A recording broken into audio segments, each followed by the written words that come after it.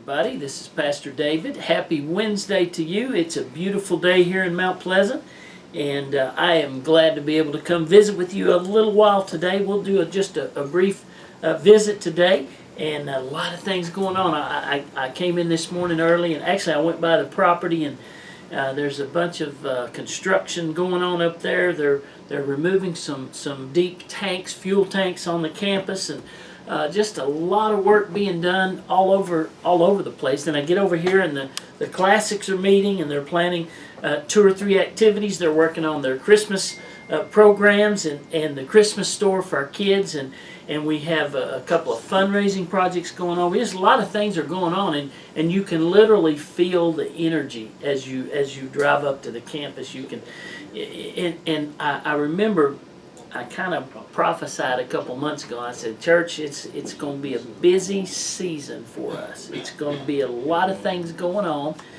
and it's coming into fruition. So we know that it won't be like this all the time, but it is like this in this fall season because we're getting ready to purchase this new campus. And this Friday, I want you to pray at 11 o'clock. We're scheduled to meet with the lawyers and sign the papers and close on the purchase of our 22-acre campus. So in the future, perhaps next week, we'll be coming to you from a new campus, a new place.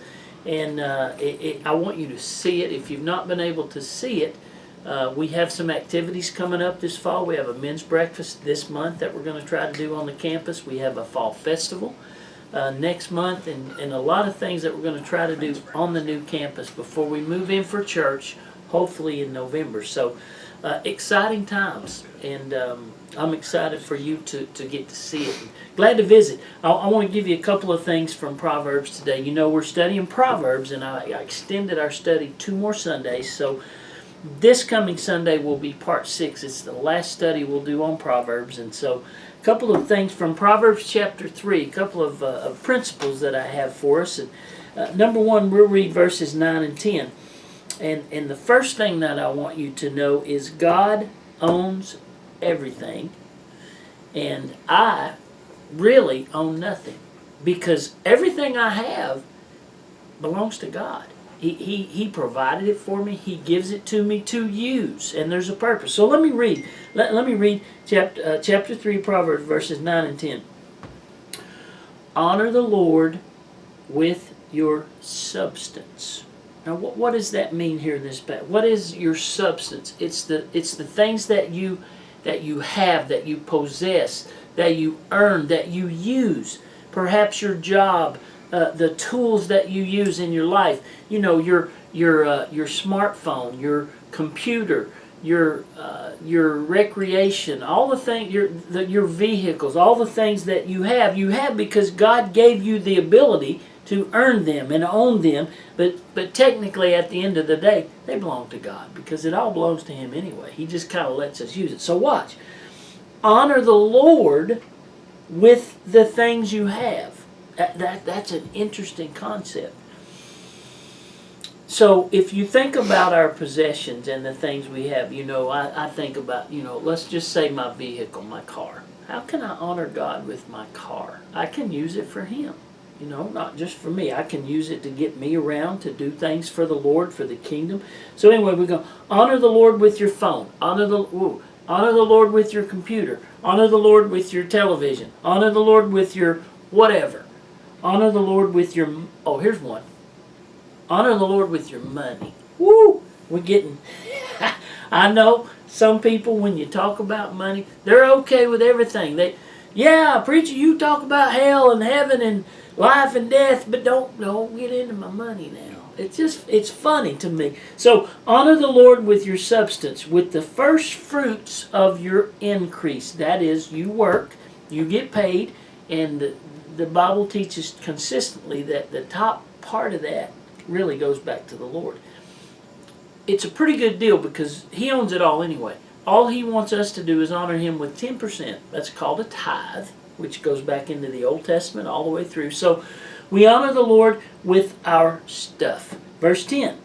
So shall, this conditional. If you do this, so shall your barns be filled with plenty. Do you ever know somebody they just can't seem to make it work.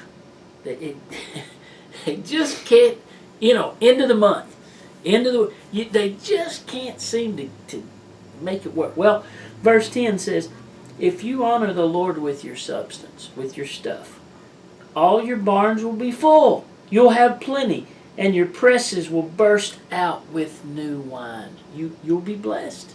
You know what? I don't even know how this works. I'm not a genius. I don't know, but we have a formula. Here's the formula. Honor God with your stuff, and He will honor you by giving you plenty.